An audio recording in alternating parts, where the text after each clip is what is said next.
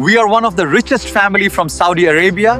Then we met Jesus, and he made our lives more better than it was. That was me and my family openly testifying in United Arab Emirates. But let me tell you the events that led one of the Saudi richest Muslim family to convert to Christianity. My son was tied up in a room in Sudan for 3 weeks. No windows, no phone, no way out. We had money, we had government connections. We had the most expensive crisis team in the Middle East working around the clock, and we had thousands of Muslims praying for him in mosques across 5 continents. Nothing worked. Nobody could find him. Nobody could reach the people holding him. Nobody could even confirm if he was still alive. We were one of the most powerful families in Saudi Arabia, and we were completely, utterly helpless.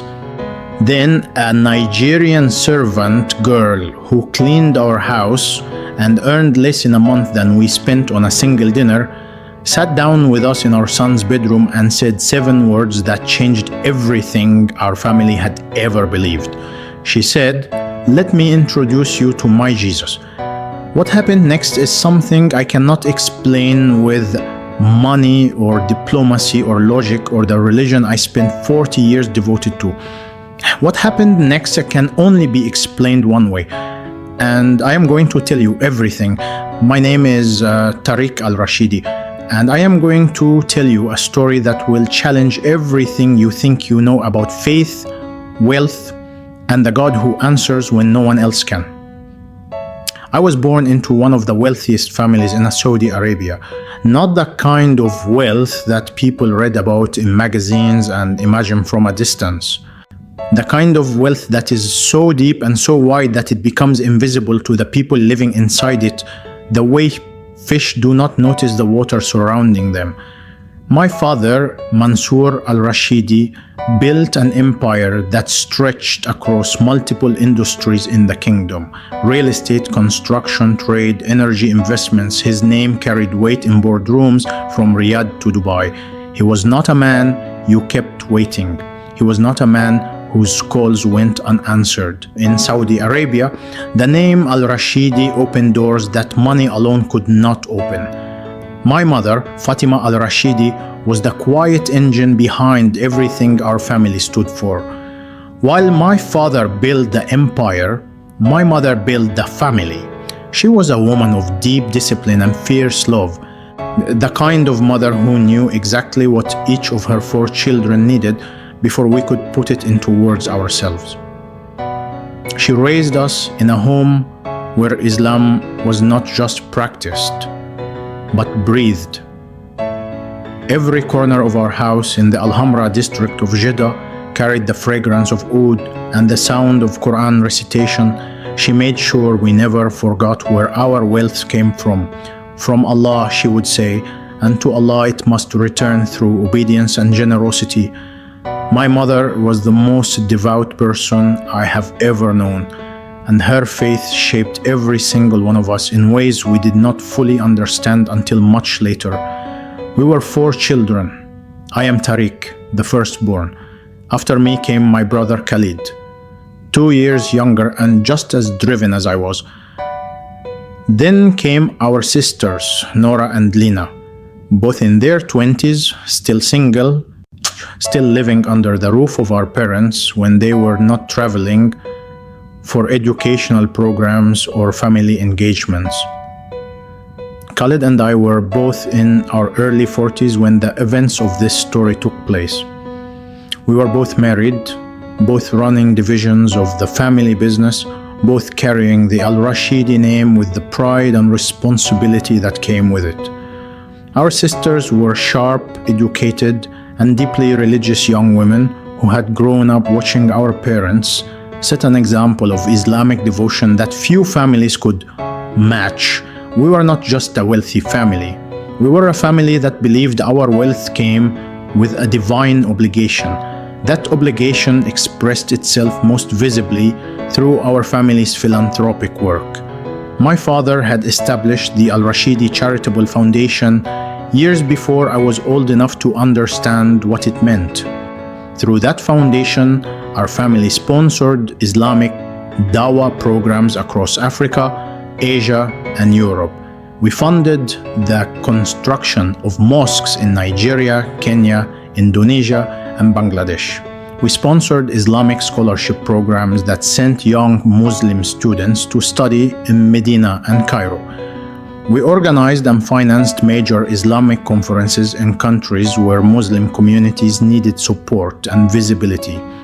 Our name was attached to Islamic causes on nearly every continent. In our world, this was the highest expression of faith, using your wealth to expand the reach of Allah's message. We believed this completely, and we gave generously because we believed Allah was watching and rewarding every rial we spent in His cause. My wife Hissa came from the Al-Muteri family, a respected family in Riyadh, with their own history of Islamic devotion and community leadership. She was everything I needed in a partner: calm where I was intense, patient where I was restless, deeply faithful in a way that was private and sincere rather than performative. We had built a good life together inside the larger world of the Al-Rashidi family. And then we had Rayan. Our son, Rayan, was born after 3 years of marriage, and from the moment he entered the world, he became the heartbeat of our entire family.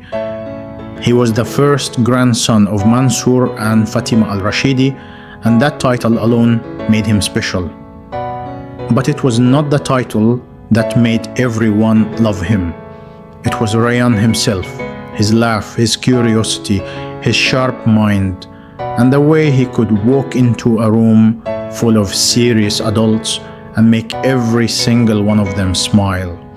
My father called him the light of the family. My mother would hold his face in her hands and recite prayers over him every time she saw him. He was everything to all of us, and none of us could have imagined that the day would come when we would nearly lose him forever. Rayan grew up watching his grandfather Mansour command rooms full of powerful men, and somewhere inside him, that spark of adventure and independence took root early. When he finished his secondary education in Jeddah, the family made a collective decision to send him to the United Kingdom for his university education. He enrolled at the University of Birmingham, studying business and economics, a choice that pleased my father greatly because it meant Rayan was being prepared to one day take his place in the Al-Rashidi business empire. Heza and I flew with him to Birmingham personally, settled him into his student apartment near the university campus, stocked his kitchen, met his academic advisor, and made sure he had everything he needed before we flew back to Saudi Arabia. We called him every day. My mother called him every other day. My father sent him messages every Friday after Jumu'ah prayers. Rayan was thousands of kilometers away, but he never felt far. What we did not know, and what Rayan never told us, was that university life in Birmingham was opening his eyes to a world far bigger and more diverse than the one he had grown up in. He made friends from different countries and different backgrounds, young men and women who carried a sense of freedom and curiosity that was infectious. Among his closest friends were two young men, one from Egypt and one from Ghana, both students at the same university, both with the same restless energy that Rayan had always carried inside him. The three of them spent their weekends exploring the city, attending cultural events, and dreaming out loud about places they wanted to see before the responsibilities of adult life closed in on them. Rayan was the kind of young man who dreamed with his whole chest. He did not just talk about things, he found ways to make them happen. It was during his second year at university that Rayan and his two friends began planning a trip to Africa. They had been talking about it for months, romanticizing the continent the way young people do when they have only seen it through documentaries and social media. They wanted to experience something real, something raw, buy something that no luxury holiday could offer. They settled on Sudan, partly because Ryan had heard his father and grandfather discuss business interests in the region, and partly because one of his friends had a distant relative living in Khartoum who had offered to host them. The plan was simple in the way that dangerous plans always appear simple to young men who have never faced real danger. Fly to Khartoum, spend 2 weeks exploring, and return to Birmingham before the next academic semester began. What was not simple, and what Ryan knew would cause immediate alarm, was telling his family. So he did not tell us. He told us he was staying in Birmingham for a short holiday with friends. He told Hissa and me that he needed time to rest before the new semester. He said it casually, the way young people say things they have rehearsed to sound unremarkable. We believed him without a second thought because Ryan had never given us a reason not to trust him. He was a good son, a responsible young man, and the idea that he would travel to a country like Sudan without telling us would never have crossed our minds. He boarded a flight from Birmingham to Khartoum with his 2 friends on a Thursday morning in October, and for the first 2 days, he sent us normal messages, short ones, the kind that tell you nothing specific, but enough to confirm someone is alive and fine. We had no idea he was in Sudan. The message that shattered our world came on a Tuesday evening. It came not from Ryan, but from the Egyptian friend who had managed to escape and reach a safer location after the incident. He contacted the Ghanaian friend's family first, and they reached us within hours. The details were fragmented and terrifying. The 3 young men had ventured outside Khartoum toward a less populated area on the recommendation of someone they had met locally who claimed to be a tour guide. They were stopped on a rural road by armed men traveling in 2 vehicles. The armed men were aggressive and organized. They separated the boys, and in the chaos that followed, the Egyptian friend managed to run and hide, while the Ghanaian friend was beaten and left on the road. Ryan was taken, pushed into one of the vehicles, and driven away into the Sudanese interior, while his friends screamed his name into the dust, and the silence that followed was the loudest thing any of them had ever heard. When Hissa and I received that news, the world as I knew it stopped rotating. Everything I had built, everything I owned, everything I had ever been proud of became meaningless in a single moment. My son was gone, and I did not know if he was alive. The first thing my father Mansour did when he heard the news was pick up his phone and start making calls. That was who he was. A man who responded to crisis with action, with resources, with the full weight of everything he had built over a lifetime. Within hours of receiving the news about Ryan, my father had contacted 3 different Saudi government officials, 2 of whom he knew personally from decades of business dealings at the highest levels of the kingdom. He reached out to contacts in the Saudi embassy in Khartoum and demanded immediate intervention. He hired one of the most expensive private security and crisis management firms operating in the Middle East, a company based in Dubai that specialized in hostage situations across conflict zones in Africa and the Arab world. Money was not a discussion. My father told them to deploy everything they had and send him the bill later. That was the Al Rashidi way. When there was a problem, you threw resources at it until it dissolved. Within the first 72 hours, we had a private security team on the ground in Khartoum, working alongside local contacts to gather intelligence on who had taken Ryan and where he might have been moved. My brother Khalid flew to Khartoum personally with 2 of our most trusted family advisors to coordinate efforts on the ground. The Saudi embassy in Khartoum raised the matter through diplomatic channels with the Sudanese government, and senior Sudanese officials were contacted and briefed. We were promised full cooperation. We were promised that the Sudanese security forces would prioritize the case. We received meeting after meeting, assurance after assurance, and update after update that amounted to nothing concrete. The intelligence was thin. Nobody could tell us which group had taken Rayan, what their demands were, or where they had gone after crossing out of the Khartoum region. Every leads our security team followed dissolved into dead end and silence. We made every effort to establish contact with whoever was holding Rayan. Our crisis management firm had experience negotiating with armed groups across the Sahel region, and they used every channel available to them: back channels, intermediaries, local tribal contacts, regional brokers who had experience moving between governments and armed factions.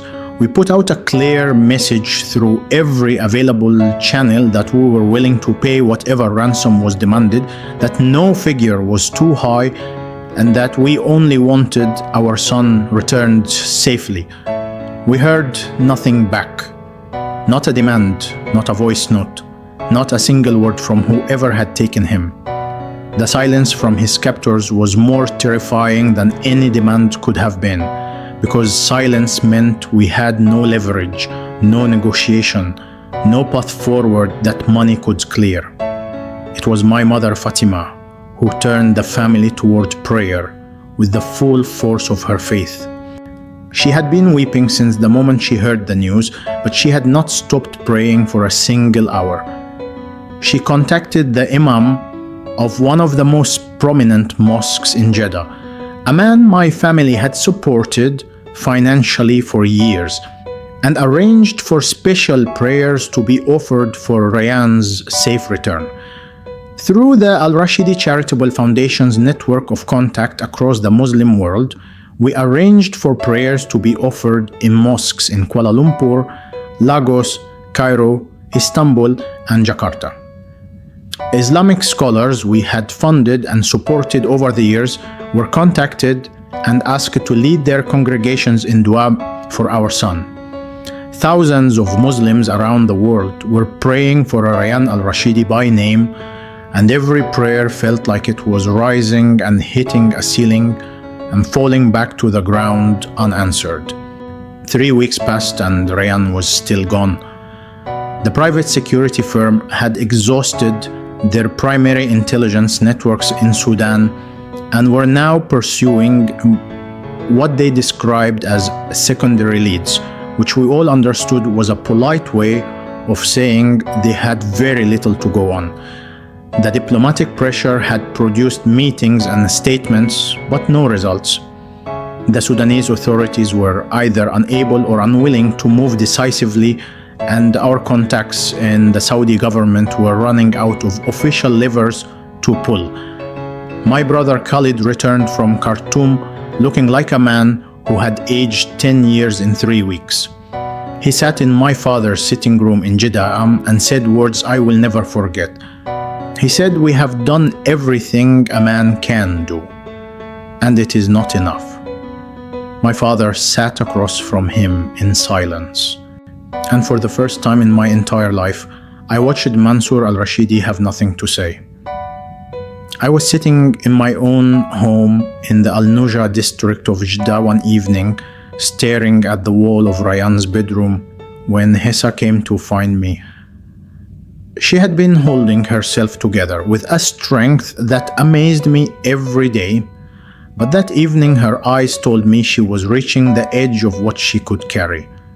We sat together in that room, surrounded by our son's belongings, his books, his football trophies, his childhood photographs still pinned to the wall, and we held each other in a silence that said everything words could not. We had money, connections, influence, and faith, and none of it had brought our son home. We were the Al-Rashidi family, and we were completely powerless. Hessa and I sat in Rayan's bedroom for a long time that evening. Neither of us speaking, neither of us moving.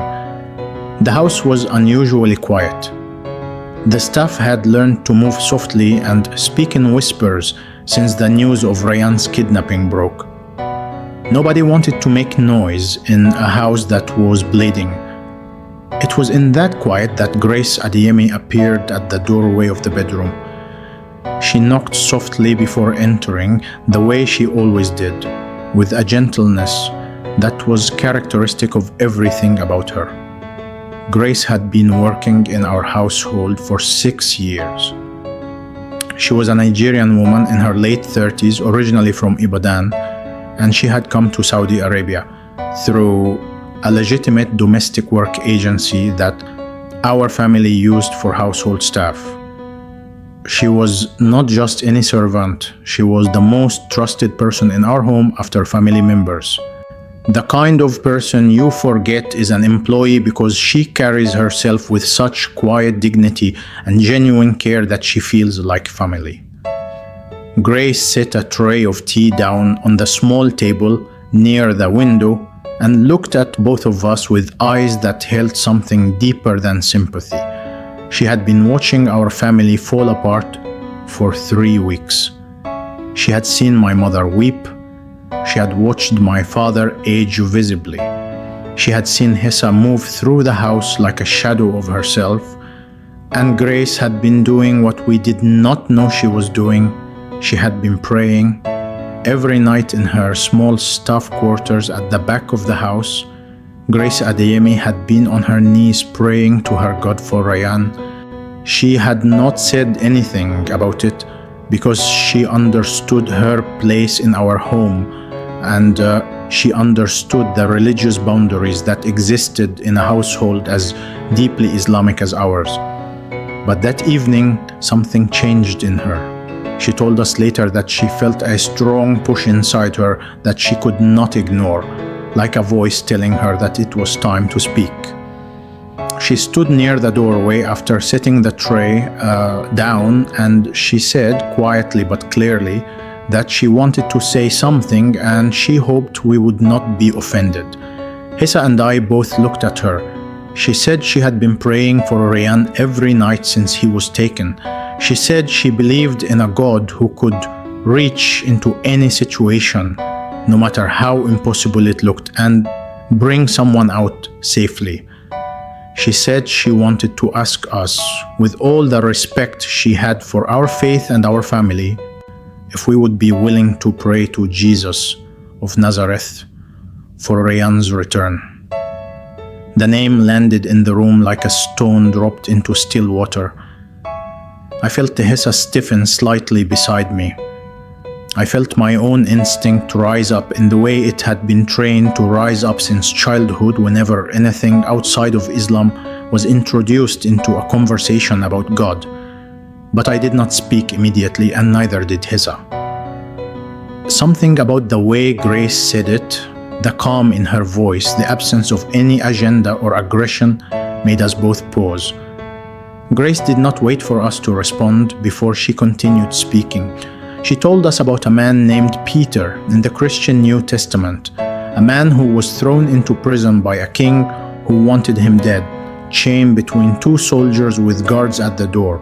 She said that while Peter slept in his chains, the church prayed for him through the night, and an angel of God walked into that prison, woke Peter up, removed his chains, led him past every guard, and walked him out through an iron gate that opened by itself. She then told us about Paul and Silas, 2 men who were beaten and thrown into the deepest cell of a prison in a city called Philippi in Greece, their feet locked in stocks, and who began singing praises to God at midnight until the entire prison shook with an earthquake that broke every chain and opened every door. She said the God who did those things was not a God of the past. She said he was alive, and he was still doing the same things today. I watched Hissa as Grace spoke. I watched my wife's face move through resistance and skepticism and grief and desperation, and finally settled into something I recognized because I was feeling it too. We were drowning and someone was holding out a hand, and the only question that mattered in that moment was not whether the hand belonged to the right religion. The only question was whether we were willing to reach for it. I spoke first. I told Grace we would like her to pray with us. Hessa nodded beside me without saying a word, but her eyes said everything. Grace asked if we wanted to involve the rest of the family, and I told her honestly that I did not think the rest of the family was ready for this, and that we should start here, just the three of us in Ryan's bedroom. Grace pulled a small Bible from the pocket of her uniform. It was worn and soft at the edges, the way a book gets when it has been handled with love over many years. She opened it and read a passage aloud in English and then translated it simply into Arabic for us.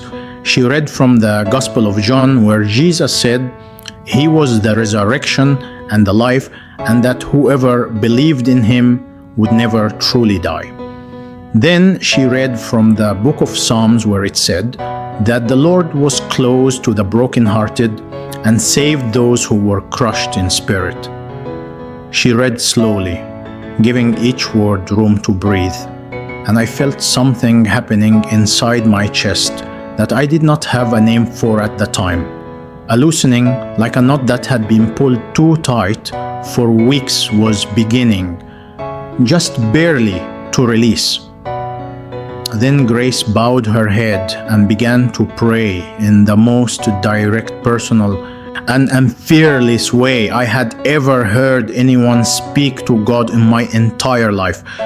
Grace's prayer that night was unlike anything I had ever witnessed in 40 years of Islamic devotion. She did not recite memorized words from a script. She did not perform. She spoke to Jesus the way a person speaks to someone standing directly in front of them, with urgency and familiarity and absolute confidence that every word was being heard. She called Jesus by name repeatedly. She reminded him, as she put it, of his own promises. She said he was the same God who opened prison doors and broke chains and sent angels into impossible situations, and she was asking him to do it again, right now. For a young man named Ryan al-Rashidi, who was tied and frightened somewhere in Sudan, she asked Jesus to send his angels to that place to break every chain holding our son and to bring him home safely. Hessa was weeping quietly beside me before Grace had spoken 3 sentences, and I was not far behind her. The 2 weeks that followed that prayer were the strangest and most conflicted weeks of my life.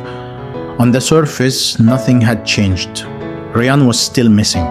The security firm still had no concrete leads. The diplomatic channels were still producing nothing of substance.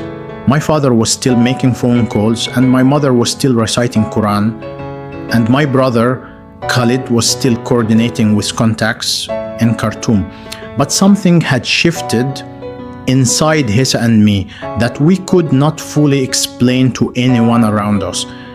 There was a quietness in our home that had not been there before, a fragile but real sense that something was moving in a direction we could not see yet.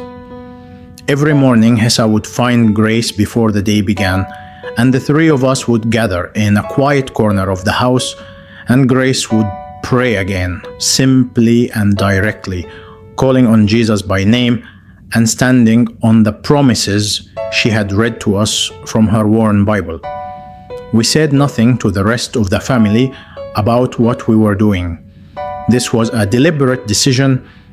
I knew my father well enough to know that the suggestion of praying to Jesus in the al-Rashidi household would be met with immediate and fierce rejection.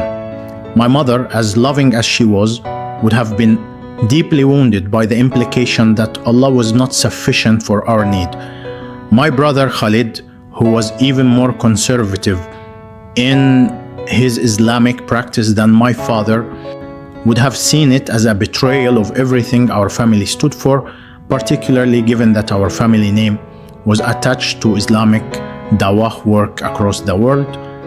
The timing was too sensitive and the grief in the house was too raw for that kind of confrontation. So Hessa and I carried it quietly, meeting with Grace each morning before the rest of the household was fully awake, praying in whispers and holding on to something we could not yet name, but could not bring ourselves to let go of. It was on a Thursday morning, exactly 14 days after Grace's first prayer in Rayyan's bedroom, that my phone rang with a number I did not recognize. The country code was Sudanese. My hands were shaking before I even answered.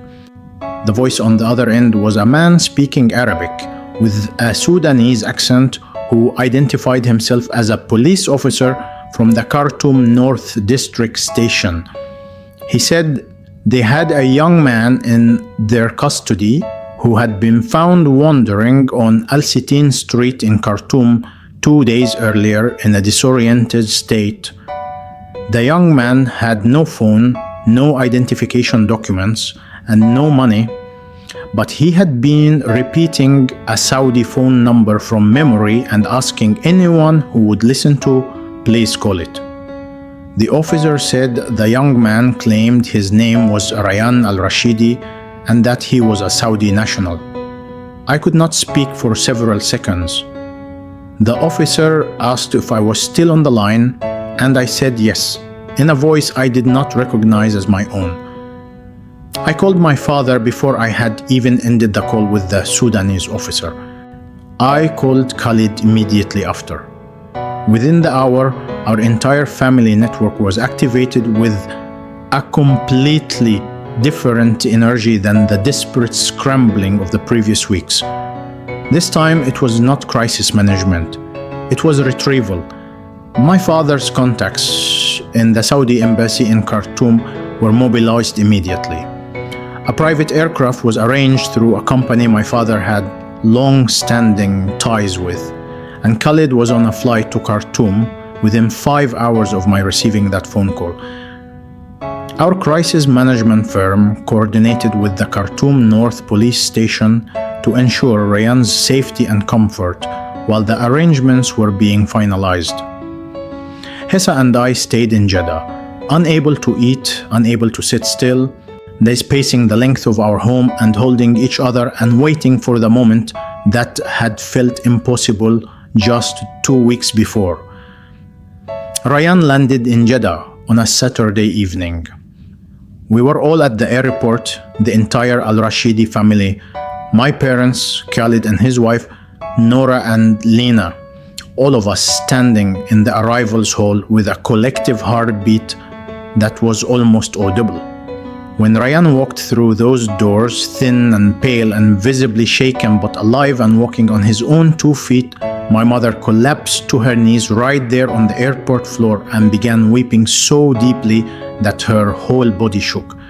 My father, Mansour al-Rashidi, a man I had never once seen cry in my entire life, stood with tears streaming freely down his face and his hands raised toward the ceiling. I held my son for a long time without saying a single word, because there were no words in any language sufficient for that moment. We brought Rayyan home from the airport that Saturday evening, and the house filled with people within hours. Relatives, family, friends, business associates, mosque connections, everyone who had heard the news of his disappearance and had been praying for his return came to celebrate. There was food and tears and laughter and the kind of noise a house makes when relief replaces grief all at once.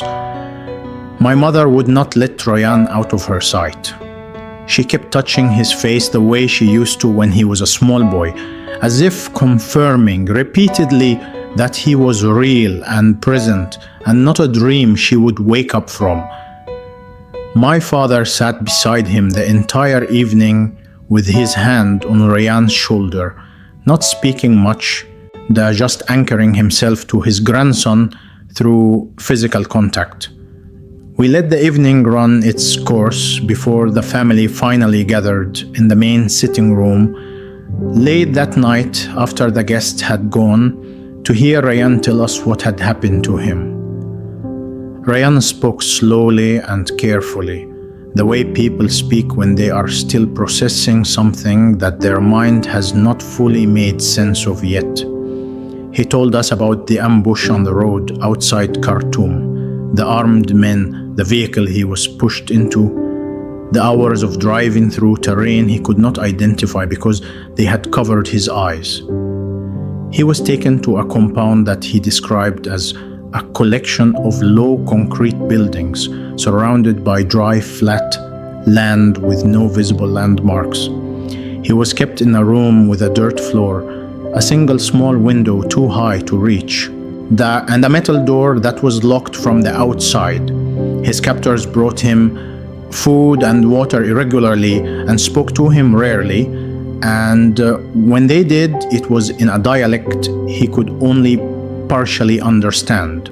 He said the worst part was not the physical conditions, the worst part was the silence, the complete absence of any information about whether anyone knew where he was or whether anyone was coming for him. Ryan said he lost track of days after the first week. He did not know if he had been there 10 days or 20. He prayed constantly in the way he had been taught, reciting the prayers of his childhood, calling on Allah to rescue him, asking for mercy and intervention. He said he prayed with more sincerity and desperation than he had ever prayed in his comfortable life in Jeddah and Birmingham. But he told us, and he said this quietly with his eyes cast down, that the prayers felt like they were going nowhere. He said it felt like shouting into an empty room. He was not saying this to offend anyone in the family. He was saying it because it was the truth of what he experienced, and he felt we deserved the truth. The room was very quiet as he said this. My mother's hands tightened in her lap, but she did not interrupt him. My father stared at the floor. Khalid sat with his arms folded and his jaw set, listening. Then Ryan described the night everything changed. He said he had been in the compound for what he estimated was close to 3 weeks when he woke suddenly in the middle of the night without knowing why. The room was dark except for a light that he initially thought was coming from outside the window. But the window was too high and too small to let in that much light, and there was no electricity in the compound that he had ever seen used at night. The light was coming from inside the room. He sat up on the floor where he slept and saw a figure standing near the metal door. A man dressed in white, he said, with a light around him that was warm rather than harsh, the kind of light that should have been blinding, but somehow was not. Ryan said he was not afraid. He said that was the strangest part, that every instinct he had should have made him terrified, but instead he felt a calm he could not explain settle over him like a blanket. The man in white looked at Ryan and spoke to him in Arabic. He said his name was Jesus, and that he had heard the prayers of those who loved Ryan, and that it was time to go home. Ryan said the ropes that had been used to bind his wrists were on the floor beside him, already untied, though he had no memory of them being removed. The man in white moved toward the metal door, and it opened without anyone unlocking it from the outside. He led Ryan out of the room, through the compound, past the area where his captors slept, and out onto an open road without a single person waking or stirring. Ryan said he followed the man in white for what felt like a long walk until lights and buildings began to appear in the distance. When Ryan turned to ask where they were, the man was gone. He was standing alone on Al-Sitin Street in Khartoum, with the city waking up around him. The sitting room was completely silent when Ryan finished speaking. Nobody moved, nobody reached for their tea. and nobody cleared their throat or shifted in their seat. My mother had tears running down her face. My father's expression was one I had never seen on him before. Not grief, not pride, not the controlled authority he always carried. Something broken, open and raw and searching. Nora and Lena were holding each other's hands. Khalid stared at Rayan for a long moment and then looked at the floor. It was Hessa who spoke first. She reached across and took my hand and looked at me, and I knew exactly what she was communicating because I was feeling the same thing. We had prayed to Jesus with grace 14 days before Rayan was found. We had asked him to send his angels and break every chain. And a man in white who called himself Jesus had walked into a locked room in Sudan, untied our son, and brought him home. There was nothing left to argue about. There was nothing left to negotiate or qualify or explain away. Jesus was real and he had answered, and our lives would never be the same.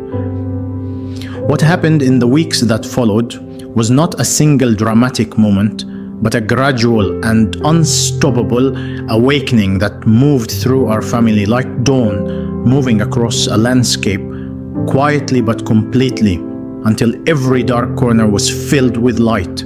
Hessa and I gave our lives to Jesus Christ first, guided by grace, who wept with joy and walked us through what it meant to truly surrender to Him. We sat with her in Rayan's bedroom, the same room where everything had begun, and we prayed together and declared our faith in Jesus as the Son of God who had died and risen and was alive and had proven Himself to our family in the most undeniable way possible.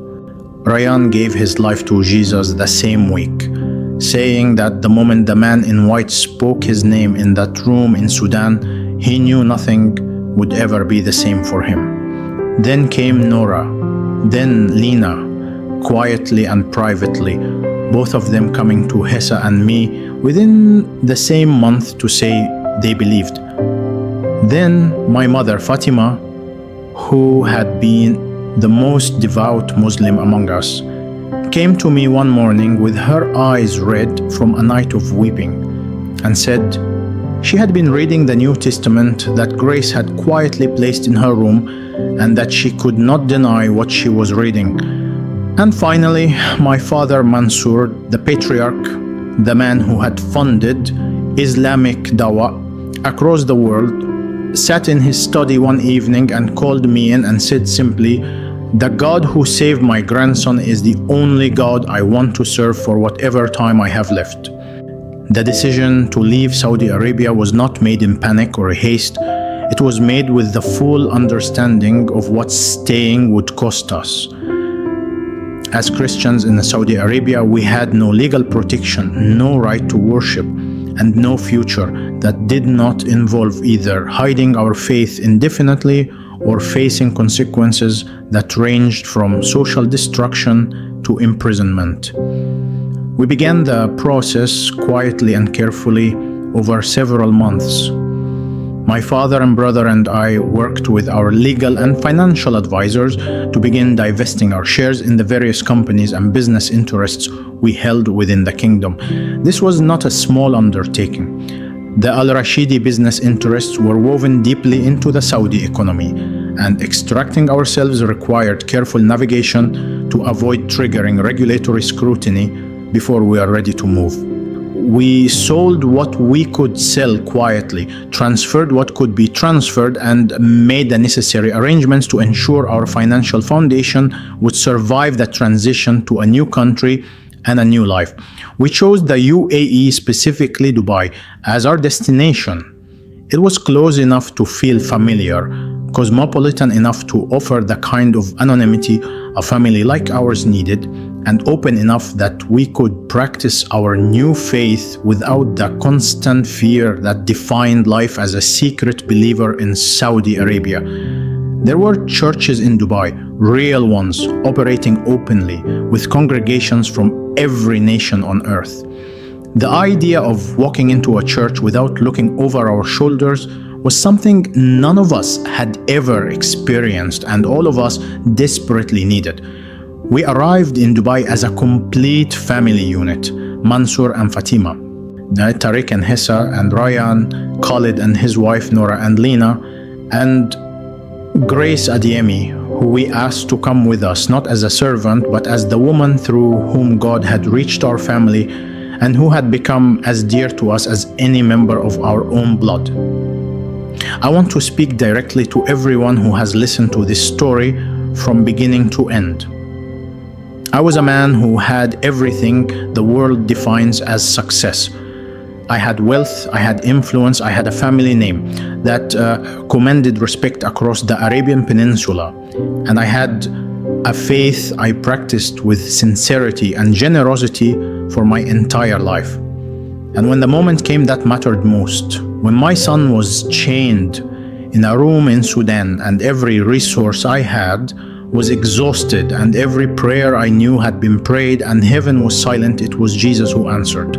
Not because we deserved it, not because we had switched religions correctly or performed the right ritual, but because Jesus is who he says he is. He is the God who opens locked doors. He is the God who breaks chains. He is the God who walks into the darkest room and leads the captive out into the light. He did it for Peter. He did it for Paul and Silas.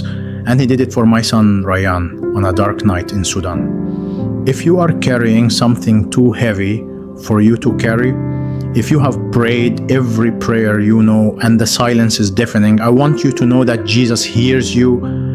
Call his name. He will answer. He answered a Muslim family from Saudi Arabia who barely knew who he was. He will answer you.